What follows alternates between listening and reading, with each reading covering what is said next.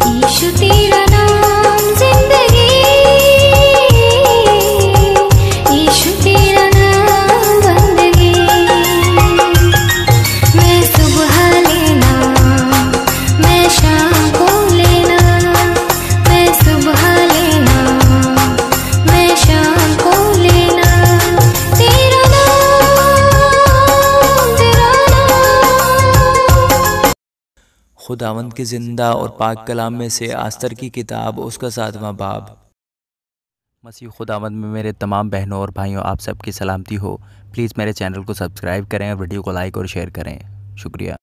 सो बादशाह और हमान आए कि आस्तर मलिका के साथ खाएं पिएं, और बादशाह ने दूसरे दिन ज़ियाफ़त पर मैनोशी के वक्त आस्तर से फिर पूछा, आस्तर मलिका, तेरा क्या सवाल है, वो मंजूर होगा, और तेरी क्या दरख्वास्त है, आधी सल्तनत तक वो पूरी की जाएगी। आस्तर मलिका ने जवाब दिया, ए बादशाह, अगर मैं तेरी नज़र में मकबूल हूँ और बादशाह को मंजूर हो तो मेरे सवाल पर मेरी जान बख्शी हो, और मेरी दरख्वास्त पर मेरी कौम मुझे मिले, क्योंकि मैं और मेरे लोग हलाक और कत्ल किए जाने और नीस्तो नाबूद होने को बेच दिए गए हैं।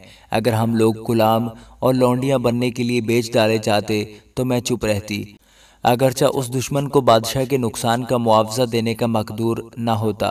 तब अक्सवेरियस बादशाह ने आस्तर मलिका से कहा, वो कौन है और कहाँ है जिसने अपने दिल में ऐसा ख्याल करने की जुर्रत की? आस्तर ने कहा, वो मुखालिफ और वो दुश्मन, यही खबीस हमान है। तब हमान बादशाह और मलिका के हुजूर हिरासा हुआ, और बादशाह गज़बनाक होकर मैनोशी से उठा और महल के बाग में चला गया, और हमान आस्तर मलिका से अपनी जान बख्शी की दरख्वास्त करने को उठ खड़ा हुआ, क्योंकि उसने देखा कि बादशाह ने मेरे खिलाफ बदी की ठान ली है। और बादशाह महल की बाग से लौटकर मैनोशी की जगह आया, और हमान उस तख्त के ऊपर जिस पर आस्तर बैठी थी पड़ा था। तब बादशाह ने कहा, क्या ये घर ही में मेरे सामने मलिका पर जबर करना चाहता है? इस बात का बादशाह के मुंह से निकलना था कि उन्होंने हमान का मुंह ढांक दिया।